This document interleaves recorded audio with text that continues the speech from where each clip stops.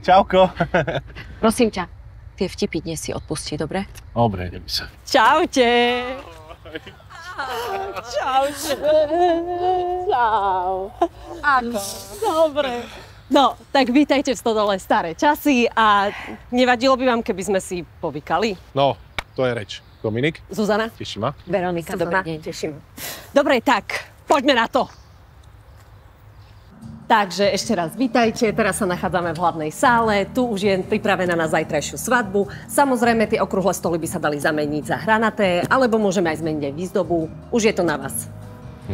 Takže vy máte ako keby kľúče od miešačky, hej, jak sa hovorí, že ako keby majiteľka ste boli. A máte aj nejaké iné priestory?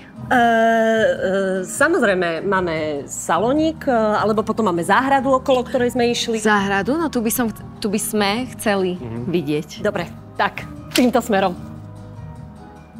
Takže nech sa páči, toto sú naše vonkajšie priestory, tu je ulička, zajtra sa tu koná tá svadba a oni sa rozhodli, že takto by to chceli, hej, že sa bude konať vonku, ale samozrejme to je na vás, ako by ste to chceli. Futbalová bránka.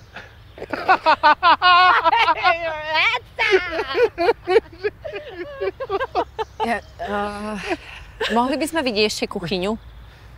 Hej, a bovecko, ne? Bol dobrý.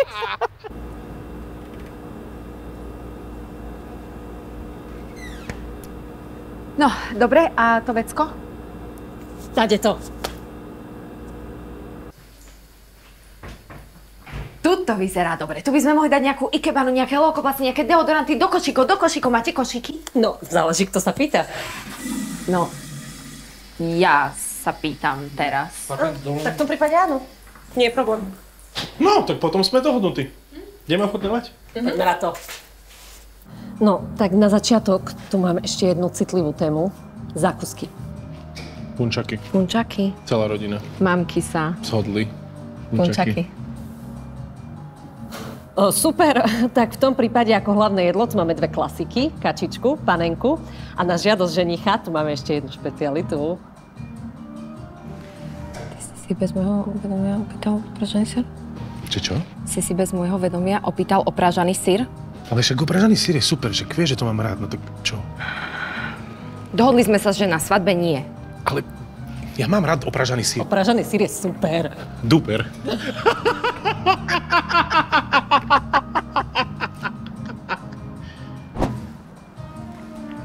A vy tu už dlho pracujete? Takto, záleží, kto sa pýta. Ja sa pýtam. Aha, no tak predtým som sa venovala profesionálne karate.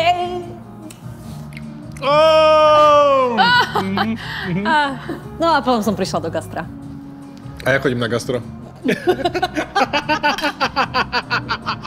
Ospravedlňte nás.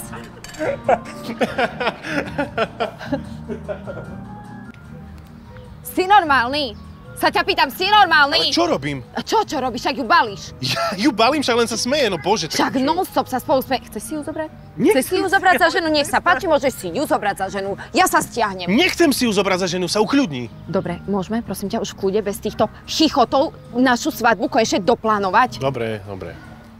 Poďme.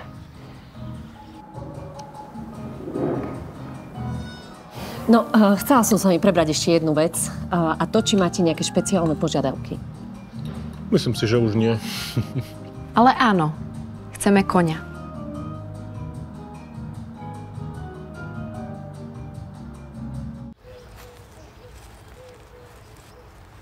Nech sa páči, môžete si vybrať, ktorého chcete, ale samozrejme koníky sú za malý príplatok, takže... Aha, okej. Tak to už ďakujeme, ale to nie, lebo rozpočet sme už vyčerpali, čiže... Aké nie, jasné, že áno, veď rozpočet sa dá stále rozšíriť a keď nie, tak predáš oktávku. Ja oktávku nepredám. Oktávka sa nepredáva, som ti 1000-krát hovoril, že nie. Chodí s ňou iba na huby, oktávka sa Ale môže to je jedno, predať. že s ňou chodím na huby, nepredávam oktávku, nechápeš? Prosím ťa, nebudeme sa tu pred pani hádať, ale hovorím ti rovno. Buď ja, alebo...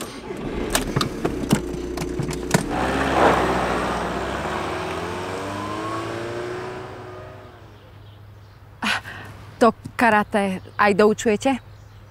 No takto, záleží, kto sa pýta. Ja sa pýtam, ja!